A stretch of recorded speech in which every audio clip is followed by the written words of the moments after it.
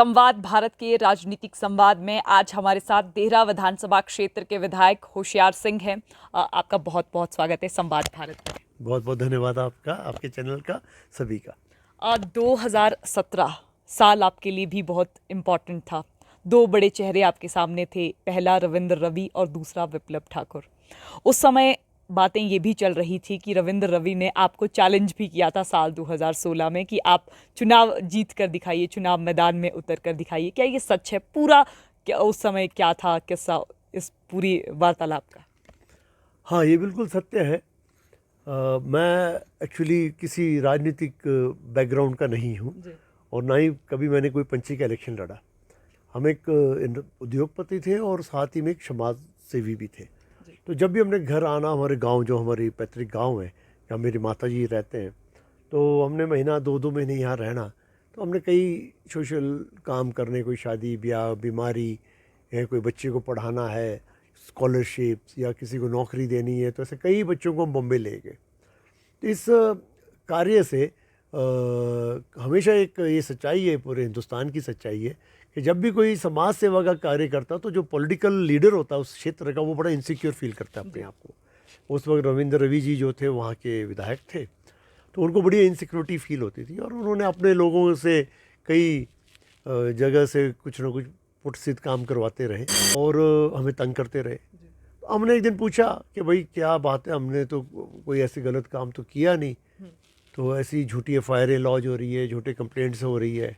तो उन्होंने कहा कि आप बड़े समाज सेवा का आपको बड़ा भूत सवार है, तो आओ और इलेक्शन लड़के दिखाओ।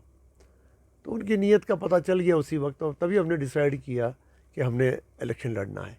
और हमने 6-7 महीने में ही तैयारी की और 2017 का इलेक्शन लड़ा और जनता ने भारी बहुमत से हमें जिताया।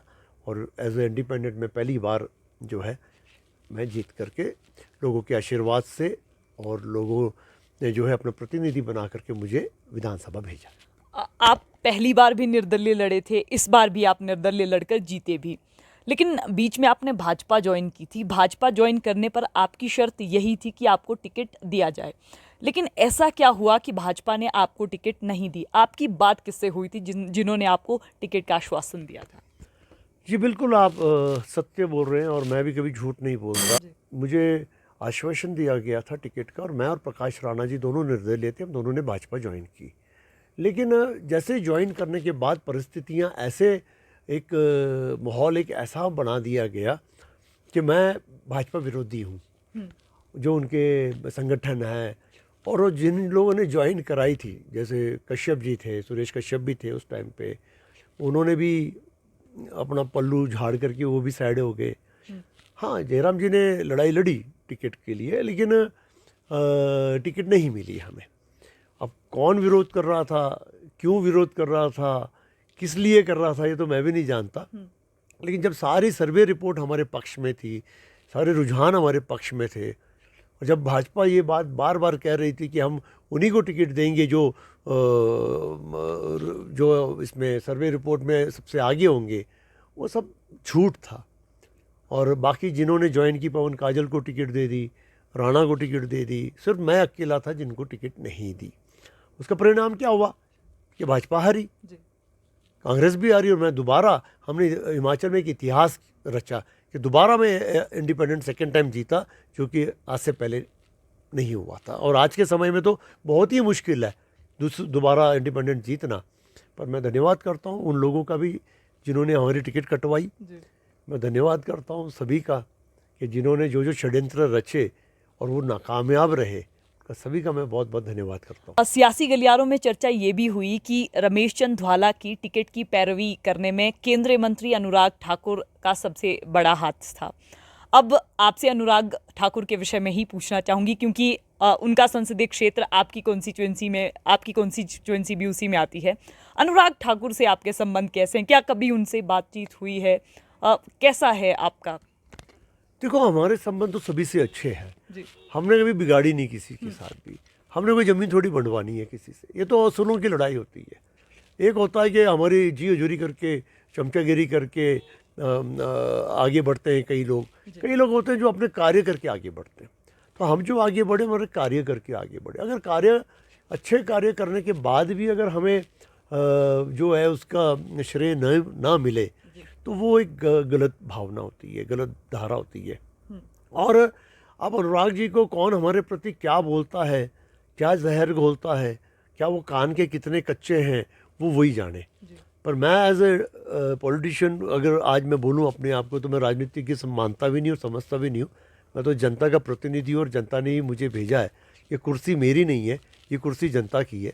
उसी तरह अनुराग ठाकुर भी जिस कुर्सी पे बैठे हैं, वो कुर्सी भी जनता की है, उनकी नहीं है। तो वो भी ये सोचे ना कि वो उनकी कुर्सी है। हमने भी उनकी मदद की थी जब उनके इलेक्शन थे, पर उनको किसी ने उलट बोल करके एक गुमराह कर दिया, जिस पे उन्होंने विश्वास कर लिया। तो ये उनकी सोच है। अगर हम अब उनके बारे में कुछ नहीं बोलते, वो केंद्रीय मंत्री है, बहुत बड़े मंत्री है, पार्टी का नेतृत्व करते हैं, वो एक केंद्रीय मंत्री है। तो हम उनके बारे में कुछ नहीं कहते। Is a very good efficient minister, young minister, youth minister. I appreciate जो वो करते हैं, हम तो उनकी तारीफ़ करते हैं। अब हमारे काम उनको अच्छे लगते नहीं लगते, और उनको हमारे कामों के प्रति या कैसे लोग, उनके जो टीम है वो क्या बताती है, कैसे बताती है, वो जाने और उनका काम जाने। उन्होंने टिकट हमें नहीं दी, ज्वाला जी को दिलवाई। उसका परिणाम देख लो, 2 सीटें हार गए। ज्वाला जी भी हारे और देरा भी हारे। जनता है, ये जनता अपना जो है सोच समझ करके करती है, फैसला लेती है, जो भी लेती है। तो उनका परिणाम उनको मिल गया। अब उस बारे में मुझे कोई चर्चा नहीं करनी है। हम जीते हुए हैं, वो हारे हुए हैं, बस दैट्स ऑल। आपकी कॉन्स्टिट्यूंसी को लेकर बात करें, जब आपका स्वास्थ्य ठीक नहीं था, आपका इलाज चल रहा था, तो ऐसी एक अफवाह भी फैलाई जा रही थी कि उपचुनाव होगा, उपचुनाव की तैयारी कुछ लोग कर रहे थे। क्या इसमें कोई सच्चाई है? ये आपसे मैं क्लैरिफिकेशन चाहती हूँ, क्योंकि हमने सोशल मीडिया पर भी देखा, हर जगह यही चल रहा था। जी बिल्कुल सच है। और मैं पहली बार मुझे बड़ा दुख हुआ कि हम उस विचारधारा के हैं कि कोई बीमार भी हो जाए, चाहे दुश्मन क्यों ना हो, फिर हम भगवान से प्रार्थना करते हैं कि उसके अच्छा स्वस्थ हो, जल्दी ठीक हो जाए।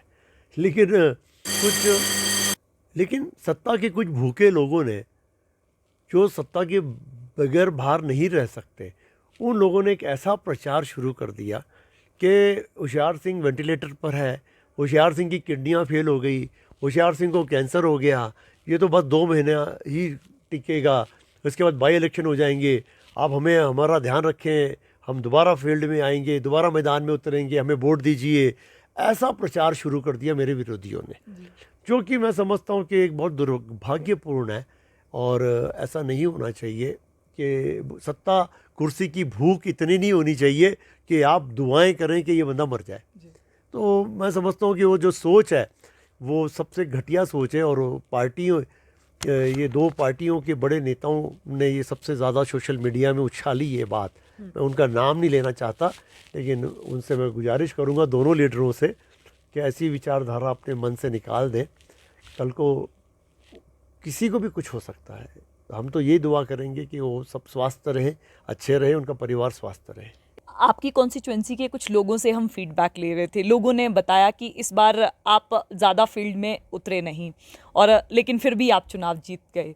इसका क्या कारण है? क्योंकि जब कोई पॉलिटिशियन लोगों के बीच में नहीं जाता है, तो लोगों में एक मिसकॉन्सेप्शन सा पैदा हो जाता है। आपके विषय में भी ऐसा कुछ था? इस चुनाव जीतने की सबसे बड़ी वजह आपके जीवन की क्या है? मैं सबसे ज़्यादा श्रेय देता हूँ मेरी धर्मपत्नी को, जिन्होंने 2 साल लगातार, तो पहली ऐसी महिला हैं जिन्होंने 2 साल घर घर, हर पंचायत में, हर घर में पहुंची। और महिला शक्ति ने इस बार मेरा बहुत बढ़ चढ़ करके साथ दिया। मैं सभी महिला शक्ति, मेरी माता बहनें, सभी का बहुत बहुत धन्यवाद करता हूँ। हाँ, ये बात सच है कि मैंने बहुत कम वर्करी की। लोग खुद निकले, लोगों में एक ही जोश था कि हमें बाहर का व्यक्ति नहीं चाहिए, हमें अपना लोकल चाहिए। और ये सच है कि इस बार मेरा इलेक्शन का खर्चा सबसे कम हुआ। शायद हिमाचल में पूरे 68 एमएलए हैं, 68 एमएलओ में सबसे कम अगर किसी का खर्च हुआ होगा तो मेरा हुआ होगा। हमने बहुत कम खर्चा किया, बहुत कम घूमे, पर जनता घूमी, जनता निकली। और जनता में जो जोश था कि हमें अपना लोकल चाहिए, हमें बाहर वाला नहीं चाहिए। और दोनों पार्टियों ने बाहर के कैंडिडेट दिए थे, तो इसका परिणाम ये हुआ कि अब देरा की जनता एक टेस्ट उनको मिल चुका है अपना लोकल का, कि हम जब चाहो तो लोकल के घर जा सकते हैं, जब चाहे उनको मिल सकते हैं, हम कहाँ बाहर जाएंगे। तो ये जो है इसका ये सच्चाई है जो मैंने आपके समक्ष रखी। आप 2 बार निर्दलीय चुनाव लड़े, हालांकि जब आप निर्दलीय विधायक 2017 में बने थे, आपसे ये जानना चाहूँगी कि एक निर्दलीय विधायक के लिए अपने कॉन्स्टिट्यूएंसी के काम करवाना कितना टफ रहता है बीच में, क्योंकि आपने भाजपा भी ज्वाइन कर ली थी, इसका क्या कारण था? देखो ये बात तो सच है कि निर्दलीय जो होता है उसके लिए बड़ा आसान होता है काम करना, पार्टी वालों के लिए मुश्किल होता है। क्योंकि मैं एक निर्दलीय हूँ, मैं अपने लिए नहीं जाता काम, मैं जाता हूँ काम ले करके अपनी जनता के लिए, क्योंकि निर्दलीय की तो कोई पार्टी नहीं है। तो इसका बड़ा फ़र्क पड़ता है। कोई भी, मैं माइनॉरिटी में आ गया, कोई भी सरकार बने, चाहे आज कांग्रेस की सरकार है, वो निर्दलीयों को लेके चलेंगे और हम भी उनके साथ चलेंगे, क्योंकि हम तो सरकार के साथ चलना है। हमने पिछली बार भाजपा की सरकार थी, हम उनके साथ चले, आज कांग्रेस की सरकार है, हम इनके साथ चले हुए हैं। और इसका परिणाम ये है कि हमें 300 करोड़ का जू मिला। इसका परिणाम ये है कि पौंग डैम का जो टूरिज़्म का था, 2018 में जो हमने प्रपोजलें दी थी, जू की प्रपोज़ल हमारी थी, वो आज मैच्योर हुई है। हमने पौंग डैम को खोलने की टूरिज़्म के लिए प्रपोज़ल दी, वो आज साकार हुई है। तो इस सरकार ने किया और हमने सरकार की पूरी मदद की उसमें। तो हम धन्यवाद करते हैं हमारे मुख्यमंत्री सुखविंदर सुक्खू जी का, कि जिन्होंने वाकई बहुत बड़ा कदम उठाया। हाँ, 2 साल पीछे, 2-2.5 साल कोविड के ख़राब हुए, लेकिन उसके बावजूद भी मैंने पिछली सरकार में 525 करोड़ रुपया में लाया अपने देरा क्षेत्र के लिए। That is not a small amount, that is a very very big amount. तो हम उनका भी धन्यवाद करते हैं। हमें काम से हम देखते हैं, हम पर्सनल, मैंने आज दिन तक एक काम नहीं कराया मेरा, ना ही मैं ठेकेदार हूँ, ना ही मैं मेरा कोई बिजनेस है। हिमाचल में जो है मेरे भाइयों का है, परिवार का है, वो एक्सपोर्ट करते हैं, उनका स्टेट में कोई लेना देना नहीं। तो हम आए हैं तो सिर्फ लोगों के लिए आए हैं, लोगों को कुछ देने के लिए आए, अपने लिए लेने कुछ नहीं आए हम। आपसे जानना चाहूँगी कि हर पॉलिटिशियन किसी ना किसी को देखकर, किसी ना किसी से प्रेरित होकर पॉलिटिक्स में आता है। आपसे मैंने पहले भी क्योंकि बात की थी, अब आप अपना प्रेरणा स्रोत किसे मानते हैं पॉलिटिक्स में? मैं तो सच बोलूँ तो परमात्मा को ही मानता हूँ। और ये जो ताज है, सिर पे जो ताज है ना, ये पहले से डिसाइडेड होता है किसके सिर पे ताज रखा जाएगा। और I am a god fearing person. मुझे भी पता नहीं था कि मैं एमएलए बनूंगा। बॉम्बे जैसे एक बड़ा शहर, अपना परिवार छोड़ करके मैं हिमाचल आऊँगा, एक फास्ट सिटी छोड़ करके मैं गांव में आकर के बसूंगा, लोगों के बीच रहूँगा, उनकी सेवा करूँगा। तो ये सब चीज़ें जो है ये परमात्मा ने पहले से लिखी होती है, हमारे भाग्य में ये कर्म लिखा है लोगों की सेवा करने का। तो मैं सेवा के भाव से आया हूँ, मैं राजनीति करने नहीं आया। मेरे लिए जिन्होंने वोट दिए, जिन्होंने नहीं दिए, सब एक बराबर, एक सम्मान। कोई भी पार्टी का व्यक्ति मेरे पास आता है, मैं कभी नहीं पूछता हूँ उसको कि आप किस पार्टी की, आपने मुझे वोट दिए नहीं दिए। मैं सिर्फ इतना ही पूछता, काम बता, तेरा काम क्या है, और मैं उसका काम होने वाला काम हो तो उसका काम कर देता हूँ। तो मैं उस सोच विचार का इंसान हूँ कि मैं कभी ना भेदभाव करता, ना जात पात करता, ना पार्टीबाजी करता। And I am a very happy that I am independent. कि मुझे ये तो नहीं है कि मैं एक तरफ का हूँ, मैं काम कर रहा हूँ इस वक्त, तो मैं सभी का काम कर रहा हूँ, दोनों पार्टियों के काम कर रहा हूँ। ये सोच के काम नहीं करता कि मैं फलानी पार्टी का तो सिर्फ उसी पार्टी का काम करूँ, मैं हर किसी का काम करता हूँ। बस ये मेरा मानना है और ये मेरा असूल है कि मैं चाहे आगे चल के किसी भी पार्टी में जाऊँ, लेकिन मैं ये नहीं रखूँगा कि मैं उसका काम नहीं करूँगा, मैं सभी के काम करूँगा। आपसे एक आखिरी सवाल, देहरा बस स्टैंड को लेकर बात होती है, देहरा में सड़कों के रखरखाव को लेकर, हालांकि सड़कों की स्थिति आज भी देहरा में अच्छी नहीं है, और इसके साथ साथ जो सेंट्रल यूनिवर्सिटी है उसका आधा भाग आपके कॉन्स्टिट्यूएंसी में भी पड़ता है। तो कब तक ये चीज़ें पूरी होंगी? और इसमें नेगोशिएशन के लिए हालांकि केंद्रीय मंत्री अनुराग ठाकुर बार बार सेंट्रल यूनिवर्सिटी का मुद्दा उठाते हैं, आप इससे कितना सरोकार रखते हैं, और आने वाले समय में आप कौन से काम लेकर चले हैं जो अपनी कॉन्स्टिट्यूएंसी में आपको लगता है कि होने चाहिए? देखो, सीयू का मुद्दा तो ऐसा था कि इसको हमने कोर्ट में भी उठाया था, सुप्रीम कोर्ट में, और हमारे पास आदेश थे, कोर्ट के ऑर्डर्स हैं हमारे पास के पहला जो एक धर्मशाला और देरा की लड़ाई थी, वो लड़ाई ख़त्म कर दी थी। सुप्रीम कोर्ट ने कहा था कि जिसकी लैंड क्लियर है वहाँ काम शुरू कर दिया जाए, और वो आदेश के अनुसार देरा में काम शुरू हुआ, क्योंकि बंद पड़ा था कई सालों से। जो कुछ क्लियरेंस थी, कुछ पेपर वर्क्स थे, जो ये लैंड जो थी कुछ हायर एजुकेशन के नाम पे हो गई थी, जबकि ये लैंड होनी चाहिए थी सीयू के नाम पर। तो वो पेपर फॉर्मेलिटीज़ करने में समय लग गया दोनों सरकारों को। जब तो हमने भी सीयू के लिए बहुत लड़ाई लड़ी, जिसके लिए कईयों ने गलत भावना से ये कहा कि होशियार सिंह इसका क्रेडिट लेना चाहता है। मैं क्रेडिट वाला आदमी नहीं हूँ। हमने तो कहा था कि सीयू के पट्टिका से भी हमारा नाम हटा दिया जाए। I don't want my name to be on the plate. हम तो चाहते हैं कि सीयू बने और लोगों को, लोकल लोगों को उसका बेनिफिट मिले, इसलिए हमने लड़ाई लड़ी। और हम बार बार क्वेश्चन भी करते थे कि कब शुरू होगा, कब शुरू होगा, कब शुरू होगा। तो कई लोगों को वो बात बुरी लगती थी, क्योंकि हम लड़ाई लड़ते थे, अपने अपने हक की लड़ाई थी, वो मेरे जनता की हक की लड़ाई थी, कोई मेरी पर्सनल लड़ाई नहीं थी। और आज सीयू का काम चालू है, बड़ी खुशी होती है कि सीयू का काम चला है। और अनुराग जी भी आते हैं, वो भी देखते हैं, हम भी देखते हैं कि सीयू बन रहा है। आज खुशी है उस बात की कि सीयू बन रहा है। और रही दूसरा सवाल आपका रहा कि देरा की सड़कों का। देरा की सड़कें इस वक्त पिछले 70 सालों से बहुत ज़्यादा अच्छी है। लगभग हमने 350 किलोमीटर की सड़कों की टायरिंग कर दी है, नई सड़कें बन गई है। 50 करोड़ का नाबार्ड की सड़कों के काम चालू है। और मैं मानता हूँ कि अगले 1-1.5 सालों में सड़कों की समस्या पूरी तरह से ख़त्म हो जाएगी, पानी की समस्या ख़त्म हो जाएगी। और जो नए कार्य आ रहे हैं टूरिज़्म के, जू के, इससे लगभग 3 से 4 हज़ार लोगों को वहाँ रोज़गार मिलेगा, जो कि मेरा एम है। आने वाले 5 सालों में मेरा सबसे बड़ा एम अब एक ही है कि ज़्यादा से ज़्यादा बच्चों को मैं रोज़गार दूँ। और मेरा एम है कि मैं 5,000 लोगों को, कम से कम मैं 5,000 लोगों को अपने क्षेत्र के, उनको मैं रोज़गार दे सकूँ। आपका बहुत बहुत धन्यवाद।